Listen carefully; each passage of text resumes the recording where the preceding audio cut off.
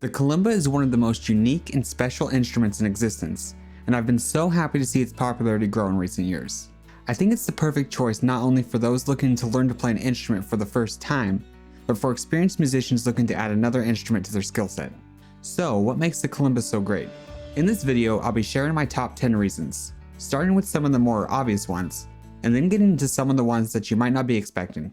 So, let's get started. If you're new to the channel, my name is James McAllister, and I've been playing the kalimba for years now. And out of all the instruments that I play, this one has got to be one of my favorites. Now the first reason, and this was sort of what drew me to kalimba in the first place, is the beautiful music box-like sound that they produce. Music boxes themselves are so beautiful in my opinion, and they give this childlike sense of wonder, this nostalgia that no other instrument sort of provides. You can make some truly beautiful music with kalimba, and let me tell you, the sound of a good kalimba mixed in person is far better than you can even hear through a speaker, so just being able to hear it in person is reason enough. Now the second reason is that kalimba is a very simple instrument to start playing straight away. If you look, all you need to do is hit these metal bars called the tines, and it makes a noise. You hit them with your thumbs, and it's really intuitive and really straightforward. It's really sort of hard to mess up the sort of technique.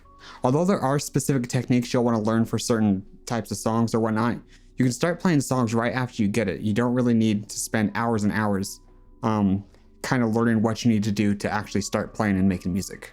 And then once you've got your kalimba, it is very easy to pick up and play for a few minutes at a time very quickly.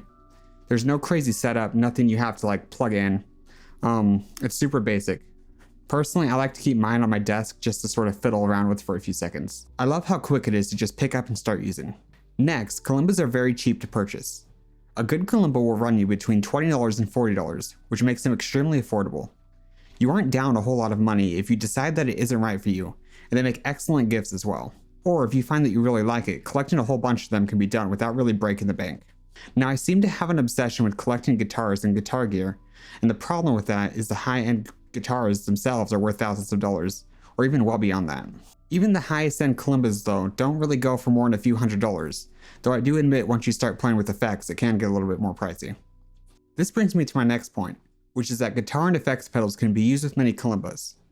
A lot of the pricier kalimbas have something called a pickup, which is this little silver thing right here.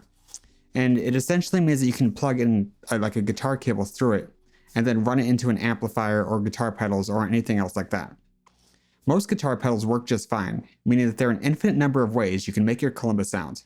From basic reverb pedals that can make it sound like you're playing your kalimba in like a giant concert hall, to the light flutter common with lo-fi music, to the Hatsune Miku pedal that just makes you sound like a virtual Japanese singer, you truly have a lot of options. Plus, if you buy a cheap audio interface for your computer, you can use virtual plugins as well that operate the same way. And a lot of these plugins are either completely free or they're much cheaper than buying, say, a guitar pedal. So if you ever want to just experiment with sound design, the kalimba is a great tool to do that with. I plan on posting a lot of different videos to my channel regarding effects, so be sure to check those out and subscribe if you haven't already. Next, another obvious one. The kalimba is very portable. This matters more to some people than others, but to me it's a huge benefit that the kalimba has over something like a guitar or a piano. If you leave the house a lot or you're a musician that can't bring your main instrument with you, a kalimba easily fits inside a small bag or purse and can be brought with you anywhere you go. They also make small carrying cases to help protect them during transit, though admittedly most kalimbas really aren't that fragile anyway. As a lot of us have probably seen, a lot of people enjoy playing kalimbas outdoors in nature, and this is the perfect instrument to bring with you outside. And playing a kalimba surrounded by the ambience and the atmosphere of the outdoors is truly soul nurturing. It's almost like a spiritual experience. The kalimba being so light and easy to carry helps with making that easier. This next point kind of ties in with the last one, but another thing I really like about the kalimba is that it's fairly quiet. The kalimba itself plays at about a normal speaking voice, though some types of kalimbas are louder than others. Anyways, this means that if you're traveling or you're in a hotel room or something, you can still play your kalimba without disturbing the other guests. Or if you live with others, you can practice without them necessarily hearing you. If you purchase a kalimba with a pickup, which again is this little silver thing at the top that lets you plug a cable in, you can always mic it up, you can always plug it into like an external amplifier to make it as loud as you want. This really sort of gives you a lot of freedom. You can play it super soft or you can play it super loud. It's really up to you. But even if the others do not end up hearing you, one benefit that's pretty unique to the kalimba is that the way the tines are positioned.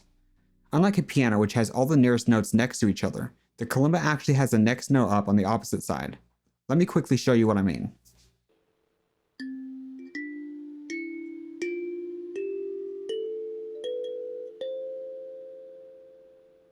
Additionally, due to the way that most kalimbas are tuned, you can't play notes that are out of key. What both of these mean is that it's very hard to play notes that sound, quote, bad on kalimba. Even if your thumb misses and you hit 2 notes instead of 1, they're still likely to sound good together. Again, listen to the difference between piano and kalimba, though just a fair warning, this piano clip is not going to sound pleasant.